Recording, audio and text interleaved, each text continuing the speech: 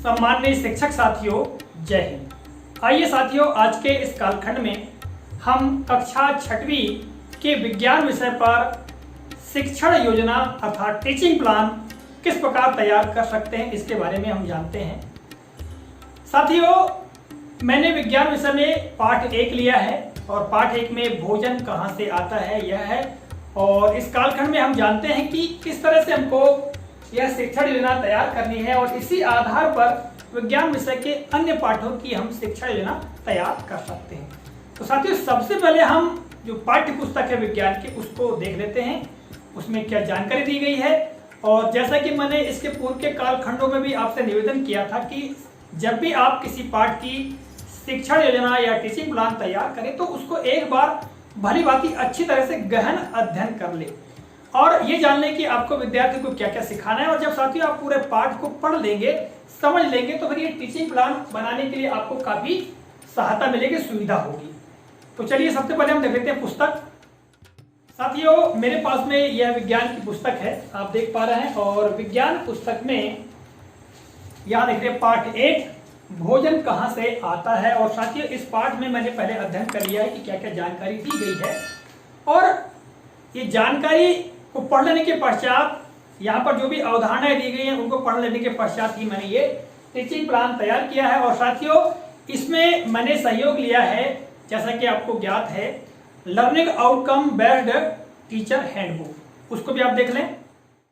ये देखिएगा, ये टीचर हैंडबुक है और इसमें साथियों जो प्रत्येक पाठ के लिए हमको शिक्षण योजना तैयार करनी है उसके लिए जानकारी दी गई है और पूरा एक आदर्श नमूना दिया हुआ है। साथियों, हमको इस टीचर हैंडबुक का सहारा भी लेना है और पाठ को पढ़ने के आधार पर इस शिक्षण योजना को तैयार करना है। तो साथियों, इसमें जो भी जानकारी दी गई है इसमें से मैंने सहयोग लिया है और ये जो पाठ है इसका अध्ययन करने के पश्चात भी मैंने यहाँ पर जानकारी लिखकर रखा है। तो चलिए प्रारंभ करते हैं। तो देखिएगा, सबसे पहला जो खंड है साथियों यहाँ पर अवधारणा क्षेत्र, पाठ 1, जैसा कि यहाँ लिखा हुआ पाठ 1 भोजन कहाँ से आता है।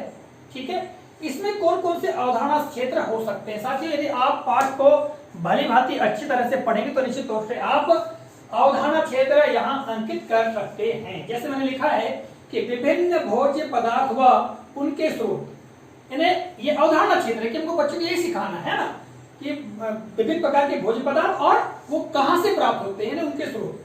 दूसरा है पौधे के विभिन्न भाग जिनका खाद्य के रूप में प्रयोग होता है। पौधे के विभिन्न भागों को हम भोजन के रूप में प्रयोग करते हैं, फल से लगा करके जड़ तक। ठीक है, तो उसके संबंध में भी हमने यहाँ पर लिख दिया कि ये भी अवधारणा क्षेत्र है। अगला है आंकड़ों व सारणियों से उचित निष्कर्ष निकाल पाना। देखिएगा, एक अवधारणा क्षेत्र ये भी है कि हम विद्यार्थियों को ये बात सिखाना चाहते हैं कि जो विभिन्न आंकड़े हैं, ठीक है, सारणियां हैं, है ना, और क्रियाकलाप के आधार पर वो उचित निष्कर्ष पर पहुंच सके, यह भी हमारा अवधारणा क्षेत्र है। इसके अलावा आहार के आधार पर जंतुओं का वर्गीकरण। साथियों, अवधारणा क्षेत्र ये भी हो सकता है कि जो जंतु हैं जो भोजन ग्रहण करते हैं, तो जिस प्रकार का भोजन ग्रहण करते हैं उसके आधार पर हम उनका वर्गीकरण करना बच्चों को बताना चाहते हैं, अर्थात यह भी एक अवधारणा क्षेत्र है। जैसे कि आपको ज्ञात है शाकाहारी, मांसाहारी, सर्वाहारी, है ना, तो ये हमारे अवधारणा क्षेत्र हो गए। और साथियों, आप जब पाठ पढ़ेंगे तो इसमें और भी अवधारणा क्षेत्र हो सकते हैं। आप अपने तरीके से अवधारणा क्षेत्र निकाल सकते हैं कि आप बच्चों को क्या सिखाना चाहते हैं। दूसरे कॉलम में देखिएगा पाठ का नाम और क्रमांक। तो साथियों, यहाँ लिखा हुआ पाठ 1 भोजन कहाँ से आता है। अगला खंड देखेंगे साथियों, तो यहाँ पर देखेंगे शिक्षण योजना में पेडागॉजिकल प्रक्रिया, गतिविधियां और प्रस्ताव। साथियों, यह बहुत ही महत्वपूर्ण खंड है। आपको ज्ञात है कि पेडागॉजिकल प्रक्रिया यानी शिक्षा शास्त्रीय प्रक्रिया, किसी भी विषय वस्तु को, अवधारणा को समझाने के लिए हमें कुछ क्रियाकलापों का, गतिविधियों का आयोजन करना होता है। यानी हम ऐसे कौन से क्रियाकलाप या ऐसा क्या करें जिससे कि जो भी हमारा अवधारणा क्षेत्र है या जो चीज हम बच्चों को सिखाना चाहते हैं वो आसानी से सीख सके। तो वही जानकारी हमको यहाँ पर लिखना है कि भाई हमको सिखाना है ये कि भोजन कहाँ से आता है। इसके अंदर जो अवधारणा क्षेत्र है, इस अवधारणा क्षेत्र से बच्चों को भेद्य कराने के लिए, जानकारी देने के लिए हमने यहाँ लिख के रखा है कि कक्षा के छात्रों द्वारा जो भी भोज्य पदार्थ आज ग्रहण किए गए हैं उनकी सूची दिखाना। साथियों वैसे भी आपकी जो पाठ्य पुस्तक है, पाठ्य पुस्तक में पाठ 1 में ऐसी बहुत सारी गतिविधियां दी गई हैं, सारणियां भी दी गई हैं, ठीक है। तो देखिएगा मैंने लिख लिया है, उदाहरण के रूप में आपको बता रहा हूं यहाँ पर कि कक्षा के छात्रों को भाई आज अपने कौन कौन से भोज्य पदार्थों को ग्रहण किया है, खाया है, उनकी सूची बनाइए। हो सकता है कि भाई आप जो ग्रीन बोर्ड है, ब्लैक बोर्ड है, वहां पर कोई सूची बना ले और बच्चों को बुला बुला के भी भरवा सकते हैं, ठीक है। आगे में लिखा है कि भोज्य पदार्थों के संगठक पर चर्चा करना। साथियों भोज्य पदार्थ के संगठक, इसके बारे में जब आप बच्चों को पढ़ाएंगे तो बच्चे समझेंगे और फिर आप चर्चा कर सकते हैं। संगठक का है कि जैसे मान लो कोई सब्जी है तो सब्जी किन किन पदार्थों से मिलकर बनती है, ठीक है, उसमें कौन कौन से पदार्थ शामिल होते हैं तो वो उसके संगठक कहलाएंगे। तो इस पर हम आपस में चर्चा कर लेंगे, ये भी हमारा जो पेडागॉजी प्रक्रिया होगी। अगला है साथियों पादपों व जंतुओं से प्राप्त खाद्य पदार्थों का वर्गीकरण कराना। देखिए जंतुओं से और पादपों से अर्थात पौधों से प्राप्त होने वाले खाद्य पदार्थों का वर्गीकरण, यानी ये हम बच्चों से करवाएंगे, ठीक है। इसमें हमारा भी मार्गदर्शन रहेगा। तो ये कुल मिला के पेडागॉजी में प्रक्रिया, गतिविधि और प्रस्तावना के अंतर्गत आएगा। आगे साथियों पाठ के क्रियाकलाप 1 से लेकर 7 तक क्रियाकलापों पर छात्र द्वारा कार्य करना। देखिएगा जो पाठ दिया गया है उस पाठ में कुल 7 क्रियाकलाप दिए गए हैं। उन 7 क्रियाकलापों पर कालखंडानुसार आपको कार्य कराना है, ठीक है। तो ये गतिविधि में शामिल हो जाएगा। आगे है पाठ में दी गई सारणियों पर बच्चों व शिक्षक द्वारा कार्य करना। देखिएगा इस पाठ में जो सारणियां दी गई हैं उन सारणियों को भराना है। जो बच्चे क्रियाकलाप करेंगे उन क्रियाकलापों के आधार पर जो निष्कर्ष निकालेंगे, निरीक्षण करेंगे, उस आधार पर उन सारणियों को भरवाना है। तो साथियों ये पेडागॉजिकल प्रक्रिया, गतिविधियां और प्रस्तावना के अंतर्गत दिया जाएगा। यदि आप इसका भली भांति अध्ययन करेंगे तो इसके अलावा भी आप यहाँ पर पेडागॉजिकल प्रक्रिया, गतिविधियां को लिख सकते हैं, ठीक है। अब साथियों आगे बात आती है सुझावात्मक सहायक शिक्षण सामग्री TLM, टीचिंग लर्निंग मटेरियल। साथियों किसी भी पाठ को या किसी भी अवधारणा या किसी भी विषय वस्तु को पढ़ाने के लिए हमको कुछ सामग्रियों की आवश्यकता होती है, कुछ ऐसी वस्तुओं की आवश्यकता होती है जिनको प्रत्यक्ष दिखा करके हम बच्चों को उनके बारे में जानकारी दे सके। तो देखिएगा जो अवधारणा क्षेत्र यहाँ दिए गए हैं, ठीक है। पाठ 1 भोजन कहाँ से आता है, इसको समझाने के लिए हमने यहाँ पर लिख के रखा है कि भोजन के स्रोतों के चित्र। सबसे बड़ी बात यह है कि भोजन हमको जहां जहां से प्राप्त होता है उनके हम चित्र बना लें या चित्र कहीं से हम उनका कलेक्शन कर लें और उसका प्रयोग हमारे अध्यापन में करें। आगे है विभिन्न अनाजों के नमूने। जो अनाज है निश्चित तौर से हमारे परिवेश में उपलब्ध है, गेहूं, चना, धान, मसूर, है ना, तुअर, अरहर, सब हमारे पास अवेलेबल है, उपलब्ध है। तो उनके नमूने हो सकते हैं। फिर सजीव पौधा, हम एक सजीव पौधा का प्रयोग कर सकते हैं। भाई छोटा सा पौधा जो है उसको जड़ से उखाड़ करके कक्षा में ला करके उसके बारे में हम समझ सकते हैं। आगे है जानता उत्पाद के चित्र। साथियों जंतुओं से प्राप्त होने वाले उत्पाद, उनके चित्र हम संग्रह करके उनका प्रयोग कर सकते हैं। जैसे शहद में एक बाटल में ले ले, बाटल का चित्र और उसमें शहद करके लिख करके चित्र बन सकता है। और शहद कहाँ से प्राप्त होता है ना, किस प्रकार आता है, उस पर हम चर्चा कर सकते हैं, बता सकते हैं। इसी तरह से दूध की हम बात करें, दूध से बनने वाले जो अन्य उत्पाद हैं उन पर हम चर्चा कर सकते हैं, उनके बारे में बता सकते हैं, ठीक है। और आगे साथियों खाद्य सामग्री की सूची और विभिन्न प्रकार की जो खाद्य सामग्री है किसी ड्राइंग शीट में हम उसकी सूची बना करके भी कक्षा में टांग करके समझा सकते हैं। तो साथियों ये मैंने TLM की सूची यहाँ पर लिख के रखी है कि भाई हम ये TLM का प्रयोग इस पाठ के अध्यापन में कर सकते हैं। इसके अलावा भी और भी बहुत सारे TLM हो सकते हैं जिनके बारे में आप यहाँ पर नोट कर सकते हैं या अपना जो टीचिंग प्लान है उसमें लिख सकते हैं, ठीक है। अब साथियों अगला जो खंड आता है वो आता है अनुमानित कालखंड, यानी यह पाठ जो है कितने कालखंडों में समाप्त कर लेंगे या इसको पूरा कर लेंगे। तो साथियों यहाँ पर मैंने अनुमानित कालखंड 5 लिख दिया हूँ, ठीक है। आप अपनी गति के अनुसार, आपके विद्यार्थियों की सीखने की गति के आधार पर कालखंडों की संख्या घटा बढ़ा सकते हैं, ठीक है। ये तो आपके ऊपर निर्भर करता है। मैंने एक उदाहरण के रूप में लिख दिया 5 कालखंड। अगला साथियों लर्निंग इंडिकेटर। तो लर्निंग इंडिकेटर से आशय क्या होता है कि सीखने के संकेतक। आपने विद्यार्थियों को इस पाठ को पढ़ाया है, जिन गतिविधियों का प्रयोग किया है, ठीक है, जिस प्रकार से आपकी जो टीचिंग रही है उस आधार पे आपको ये कैसे पता होगा कि आपके विद्यार्थी सीख रहे हैं या आपके विद्यार्थियों ने सीखा है, तो उसके आपको संकेत मिलने चाहिए, है ना। इसीलिए यहाँ पर लर्निंग इंडिकेटर करके खंड दिया गया है और वहां पर आपको ऐसी ही बिंदुओं को लिखना है जिससे आपको यह ज्ञात हो कि आपके विद्यार्थी आपके द्वारा पढ़ाई गई विषय वस्तु को सीख रहे हैं। जैसे देखिएगा यहाँ पर मैंने लिखा है खाद्य सामग्री पर चर्चा कर पाना व अपने अनुभव बताना। विद्यार्थी जब आप पाठ पढ़ाएंगे तो निश्चित तौर से आपस में चर्चा करते हैं, कक्षा में चर्चा करते हुए देखे जाते हैं कि वो उस टॉपिक पर, उस विषय वस्तु पर वो चर्चा करेंगे और खान पान की वस्तुएं या जो खाद्य सामग्री है उस पर अपने अनुभव भी शेयर करेंगे, बताएंगे। ठीक है, एक प्रकार से ये क्या हो गया, एक लर्निंग इंडिकेटर हो गया। आगे हमने लिखा कि सारणियों के आधार पर निष्कर्ष निकाल पाना। जो सारणियां होती जैसा कि पाठ में दी गई हैं, तो इन सारणियों को भर लेने के पश्चात में उसके आधार पर वो निष्कर्ष निकाल करके उस पर चर्चा भी कर सकते हैं। ठीक है, यह भी एक लर्निंग इंडिकेटर होगा।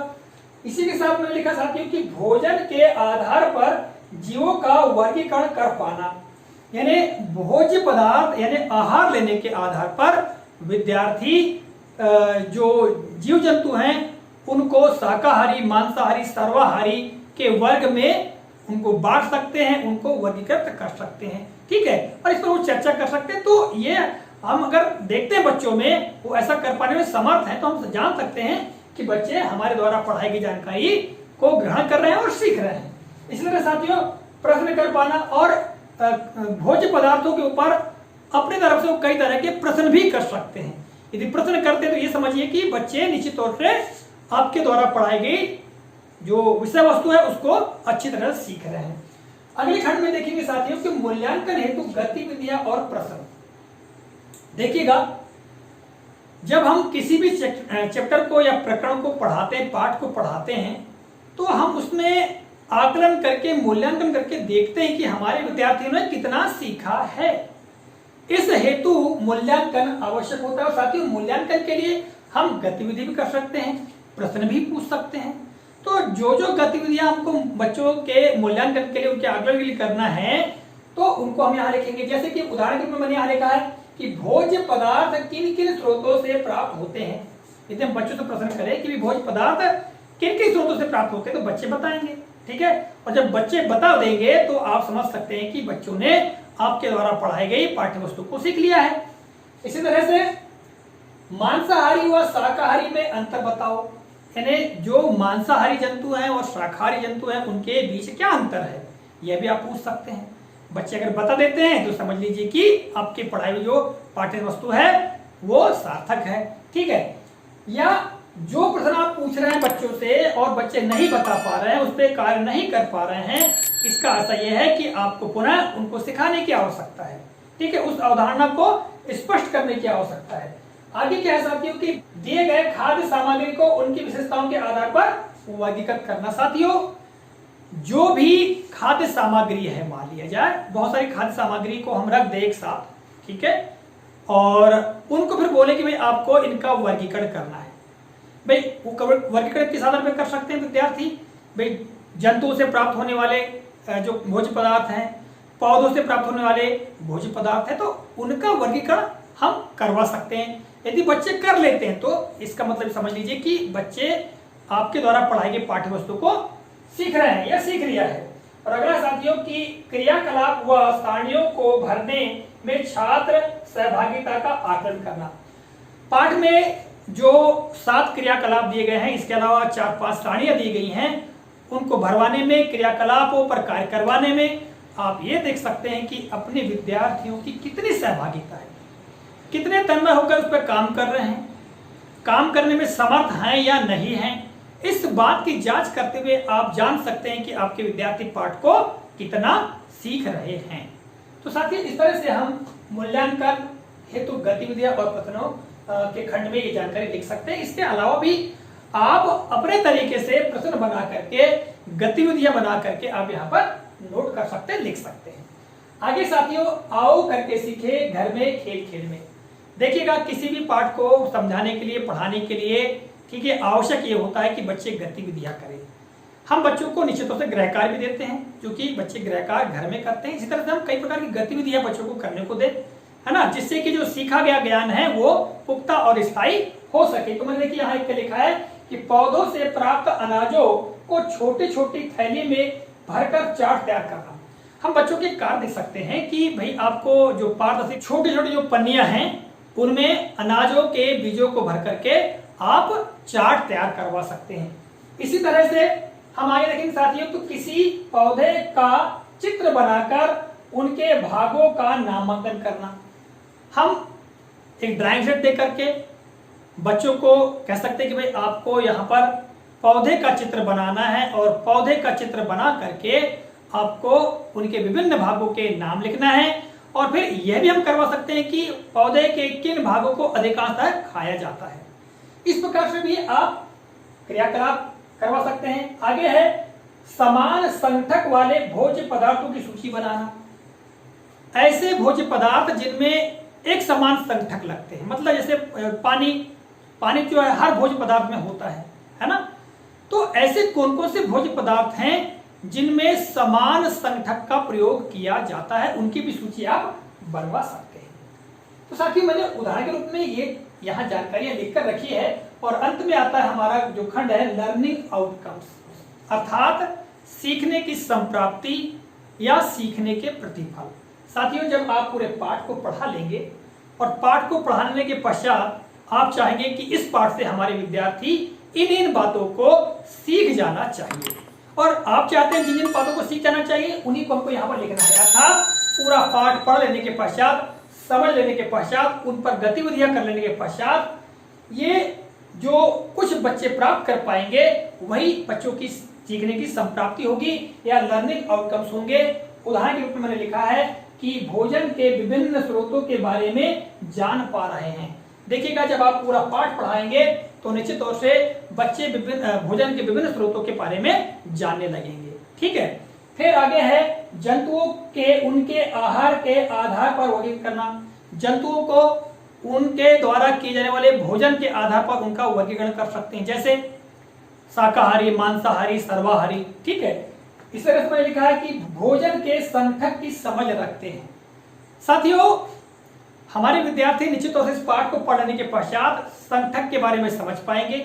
जैसे हमारे स्वयं के भोज्य पदार्थों में जैसे हम चावल की बात करें तो चावल को बनाने में कौन कौन से पदार्थों की आवश्यकता होती है, इस तरह सब्जी को बनाने में किन किन संगठकों की आवश्यकता होती है, इस तरह खीर बनाने में किन संगठकों की आवश्यकता होती है, इसके बारे में बच्चे बड़े आसानी से समझ जाएंगे और उसकी समझ रख पाएंगे। ठीक है, और आगे यह है कि प्रयोग करना व निष्कर्ष निकालने का कौशल विकसित हो चुका है। साथियों जब हमारे विद्यार्थी पूरे पाठ को समझ लेंगे और जो क्रियाकलाप दिए गए हैं, सारणियां दी गई हैं, उन पे कार्य करेंगे तो निश्चित तौर से हमारे बच्चे कई तरह के प्रयोग करना सीख जाएंगे। इसके अलावा प्रयोग के आधार पर निष्कर्ष निकालना भी सीख सकते हैं। तो ये हमारे क्या हो जाएंगे, लर्निंग आउटकम्स हो जाएंगे। और जब आप पूरे पाठ का अच्छी तरह से अध्ययन करेंगे तो आप और भी लर्निंग आउटकम्स यहाँ पर लिख सकते हैं। उदाहरण के तौर पे मैंने आपको इन सारे कालमों में, खंडों में जानकारी भरकर बताया है। और साथियों आशा करता हूँ आज के इस कालखंड में मैंने जो भी जानकारी आपको दी है यह आपको काफी उपयोगी लगी होगी। और अब आप विज्ञान विषय के जो अन्य पाठ है उनकी भी शिक्षा योजना, टीचिंग प्लान बड़ी आसानी से बना पाएंगे। इसी आशा और विश्वास के साथ इस कालखंड से विदा लेता हूं। अगले कालखंड में पुनः आपसे मुलाकात होगी किसी नए प्रकरण को लेकर। तब तक के नमस्कार, जय हिंद, वंदे मातरम।